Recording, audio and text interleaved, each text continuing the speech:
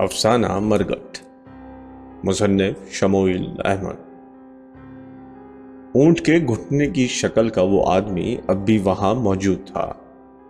اس کے چہرے کی ہڈیاں ابھری ہوئی تھیں اور گال قبر کی طرح اندر دھسے ہوئے تھے۔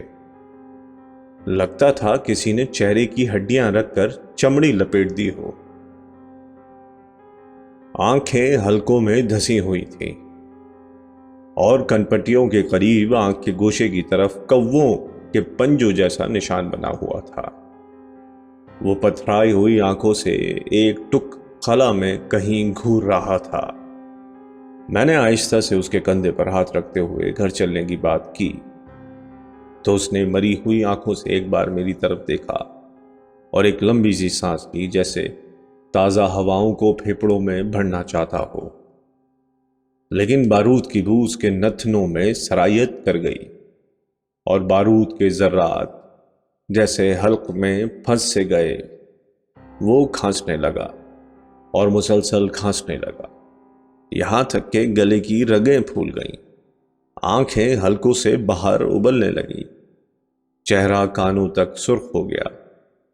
میں جلدی جلدی اس کی پیٹھ سہلانے لگا۔ مسلسل کھانسنے سے اس کے منہ میں بلغم بھر آیا تھا۔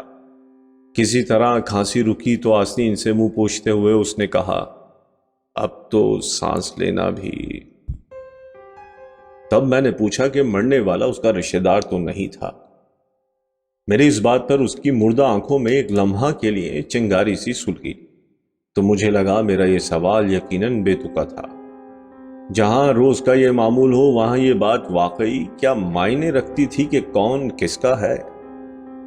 دراصل اس علاقے میں ایک مدت سے آسمان کا رنگ گہرا سرخ ہے، ہر طرف آگ برستی ہے، ہواؤں میں سانپ اڑتے ہیں، ان کا سر کچلنے کے لیے راجا کے سنتری بختر بند گاڑیوں میں گھومتے رہتے ہیں، لیکن زمین سخت اور آسمان دور ہے، اور کب کون کس موڑ پر زد میں آ جائے کہنا مشکل ہے۔ ابھی ابھی ایک آدمی زد میں آ گیا تھا اور سب کچھ حسب معمول چشم زدن میں ہوا تھا۔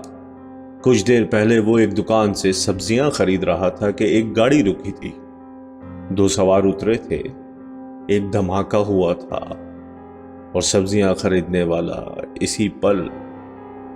دونوں سوار دیکھتے دیکھتے نگاہوں سے کہیں اوجھل ہو گئے تھے۔ تب گشت لگاتے ہوئے راجا کے سنتری بختر بند گاڑیوں میں آئے تھے اور لاش اٹھا لی گئی تھی۔ وہاں پر گرا ہوا خون دھوپ کی پیلی روشنی میں اب بھی کہیں کہیں جم کر تازہ کلیجی کی مانند چمک رہا تھا، اور بھیڑ چھٹنے لگی تھی۔ دکانوں کے شٹر گرنے لگے تھے اور دیکھتے دیکھتے سناٹا چھا گیا تھا۔ ہم خاموشی سے سر جھکائے ایک طرف چلنے لگے۔ سڑک دور تک سنسان تھی، دونوں طرف وحشت زدہ عمارتیں گمسم سی خاموش کھڑی تھیں۔ یکایک دور کہیں کسی کتے کی رونے کی آواز ایک لمحے کے لیے فضا میں چیخ بن کر ابھری اور ڈوب گئی۔ اس نے وحشت زدہ نظروں سے میری طرف دیکھا، پھر اس نے آہستہ سے کہا تھا، یہ مرگٹ ہے، ہم مرگٹ کے لوگ ہیں۔ ہاں، یہ مرگٹ ہے، یہاں سب اپنی باری کا انتظار کر رہے ہیں۔ میں نے بھی جواب میں ٹھنڈی سانس لی۔ ایک بختر بند گاڑی زناٹے بھرتی ہوئی قریب سے گزر گئی۔ بیچارے راجا کے سنتری، وہ ہنسنے لگا۔ راجا کیا کرے، وہ کر بھی کیا سکتا ہے؟ راجا خود جانتا ہے وہ کچھ نہیں کر سکتا۔ اس طرح جینے کا کیا مطلب ہے، اور اس طرح مرنے کا بھی کیا مطلب ہے؟ ہم نے ایک دوسرے کی طرف سوالیہ نگاہوں سے دیکھا اور پھر خاموشی چھا گئی۔ سامنے الیکٹرک پول کے قریب ایک خارج زدہ کتا پیٹھ میں منہ چھپائے سو رہا تھا۔ ناگہاں کسی مکان میں زندگی کے آثار نظر آئے۔ ایک کھڑکی کھلی، کسی نے باہر تھوکا اور کھڑکی بند ہو گئی۔ کتے نے ایک بار سر اٹھا کر آواز کی سمت دیکھا اور پھر سو گیا۔ سناٹا یکایک پر ہول ہو گیا تھا، ہوائیں سہمی سہمی سی گزر رہی تھیں، درختوں کے پتے کسی مریض کی طرح کروٹ بدل رہے تھے۔ संतरी की गश्त लगाती हुई गाड़ियां कभी पास मालूम होती थीं, कभी दूर। मुस्तकिल घूम घूम की उनकी आवाज सन्नाटे का हिस्सा सा बन गई थी। यकायक वो चलते चलते रुक गया और खौफजदा निगाहों से चारों तरफ देखने लगा। फिर उसने अपनी मुर्दा निगाहें मेरे चेहरे पर गाड़ दी और अपनी कांपती हुई सर्द उंगलियों से मुझे छुआ तो मैं सहम गया। मुझे एक झुरझुरी सी महसूस हुई। कितना करीही और भद्दा है ये मंजर। खौफ से कांपते हुए क्या हम मौत से लड़ रहे हैं? हम हर लम्हा हर पल जिंदगी की भीख मांग रहे हैं, और दोनों में फर्क है। फिर उसने अपनी सर्द उंगलियों की गिरफ्त मेरे बाजुओं पर सख्त करते हुए कहा, जानते हो क्या होता है जब मौत मुंह पर थूक कर जिंदगी बख्श देती है? मैं खौफ और हैरत से उसको देख रहा था। लम्हा भर तवक्कुफ के बाद दूर जैसे खला में घूरते हुए कहने लगा, मेरे साथ यही हुआ है। क्या? उस बस में मैं भी सवार था।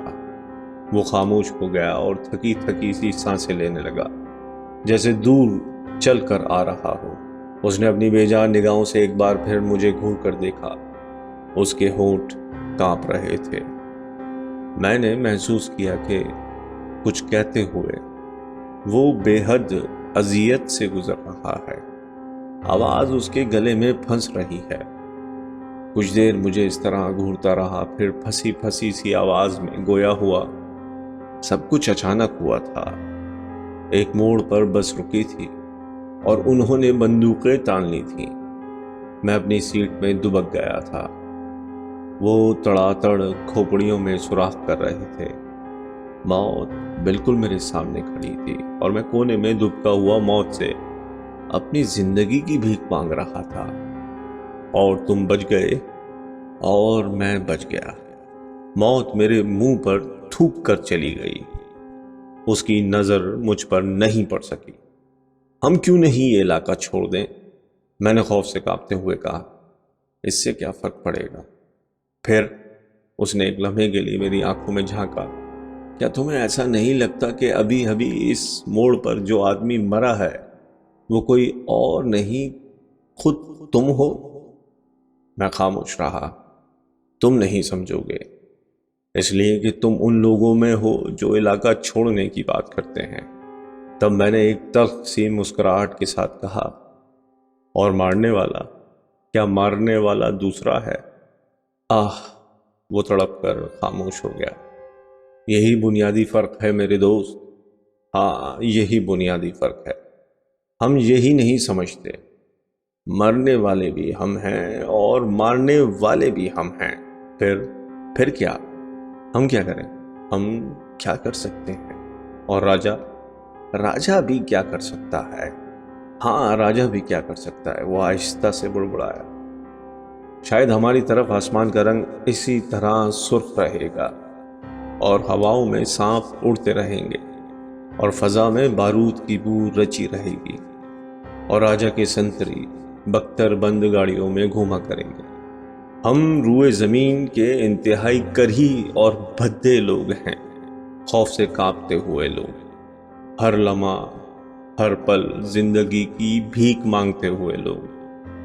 हमारी बारी कब आएगी? हमारी बारी? उसने चौंक कर मेरी तरफ देखा और उसके चेहरे पर जहरीली सी मुस्कुराहट फैल गई। कभी भी आ सकती है, अभी इस वक्त भी। ये मरघट है, यहाँ सब अपनी बारी का इंतजार कर रहे हैं। यकायक सामने से एक गाड़ी आती दिखाई दी। 2 सवार थे। गाड़ी करीब रुकी तो मैं सकते में आ गया। ये वही लोग थे। इनके कंधे से बंदूकें लटक रही थीं। मुझ पर कपकपी तारी हो गई। मुझे लगा अब ये बंदूक तान लेंगे। मैं खौफ से थर-थर कांपने लगा। खून की गर्दिश तेज हो गई। दिल जोर जोर से धड़कने लगा। हल्क खुश्क होता हुआ महसूस हुआ। यकजक एक धमाका हुआ और एक गोली सनसनाती हुई मेरे कान के करीब से गुजर गई। मैं उछलकर दूर हट गया। मौत मेरे मुंह पर थूक कर चली गई थी। खौफ से कांपते हुए इन लम्हों में मैंने महसूस किया कि मेरी हयात तेजी से बदल रही है। اور خود میں بھی جیسے اونٹ کے گھٹنے میں۔ پھر دوسرا دھماکہ ہوا اور اونٹ کے گھٹنے کی شکل کا وہ آدمی۔ لاش اٹھا لی گئی تھی۔ وہاں پر گرا ہوا خون دھوپ کی مری ہوئی روشنی میں کہیں کہیں جم کر تازہ کلیجی کی مانند چمک رہا تھا۔ بھیڑ چھٹنے لگی تھی، دکانوں کے شٹر گرنے لگے تھے۔ تب کسی نے آہستہ سے میرے کندھے پر ہاتھ رکھتے ہوئے گھر چلنے کی بات کی تھی اور پوچھا تھا کہ مرنے والا میرا رشتہ دار تو نہیں تھا۔